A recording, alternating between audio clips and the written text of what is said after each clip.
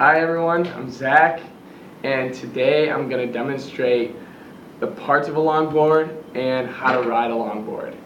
So everyone has seen somebody on campus riding these around, probably almost hitting somebody, either this or a biker, I'm not sure which. So according to Wikipedia, the difference between a longboard and a skateboard is the length. Longboards, mine's actually a shorter end longboard, but most of them are a little bit longer, but it's still longer than a skateboard. The wheels are a little bit bigger, and this allows for longboards to have better steering at higher speeds and even to go at higher speeds. So I'm credible to talk about this because I have a longboard, I've been riding longboard for a while, and I did research on it. So first off, I am going to talk about the parts of a longboard. So if you look right here, this is wood, the top part is wood, and it has different layers. Now mine has, I think, 6 layers, and the number of layers measures how strong the board is and how much flex it has. My board actually has 6 layers and allows for medium strength and a lot of flex. So on top of the wood and the deck actually is the grip tape. The grip tape is just like sandpaper, so your feet can stick to it and grip and you don't slide all over. Now my deck has 2 cuts in it, and these are my trucks. They're called trucks. They hold the wheels and the bearings on the back of it and allow for steering. Mine is called a drop through because the trucks start at the top and are dropped through down to the bottom part of the deck. So I'm going to talk about the trucks now. The trucks are a metal alloy, and their main purpose is to hold the wheels away from the board and to allow for the board to steer when enough weight is pushed on it. So now that I've talked about the trucks, I'm going to go over the wheels a little bit. The wheels, these are rubber, but for different longboarding, some people take it down hills. I know you probably see the crazy videos of people taking longboards down big hills, and they have different wheels, so they slide differently. But mine are just for basic urban riding.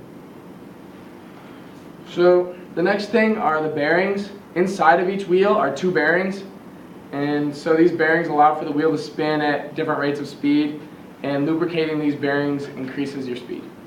So now that I've talked about the parts of the longboard, I am going to talk about how to stand on a longboard. So according to WikiHow, most people stand what is called regular, and regular, I'm going to put this up here, regular means you have your front foot first on the board, and that's your right foot, and then your left foot, sorry about that. Your left foot will be standing on the board, and your right foot will be doing most of the pumping.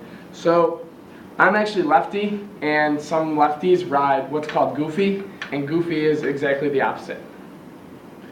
So another thing to remember when you're standing on a longboard is to have your feet shoulder width apart, which is really important to keep your balance. Bending your knees also helps when you're riding, and also just relaxing and not feeling stiff, just going with the flow of the board.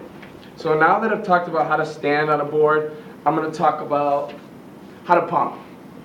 So according to YouTube, when you're riding on a board, before you pump and after you pump, in order to shift your weight and move on the board, you shift your weight in the back of your heels and then to the front of your toes in order to move. But the key to it all is at the same time, you got to make sure your knees are back and your back is straight. So in order to pump, before you get to that point, you bend your knee of your left foot in the front and bring your leg around in a circular motion, propelling your board forward.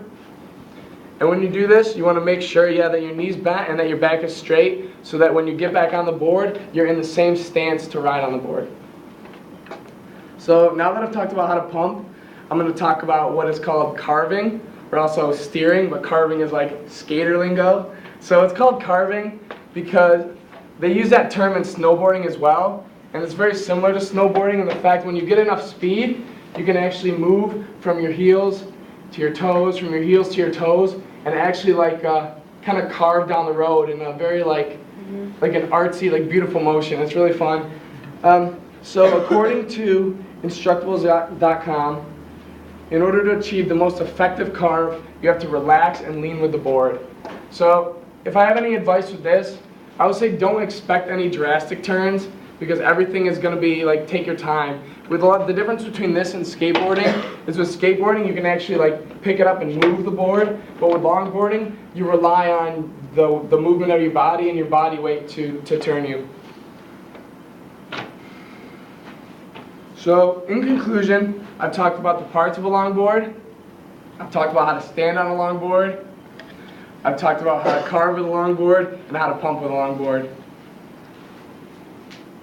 Yeah, so when it gets nicer out, I'm going to have my longboard with me every day, and if anybody wants me to teach them or wants to try to take it for a ride sometime, let me know. Thank you.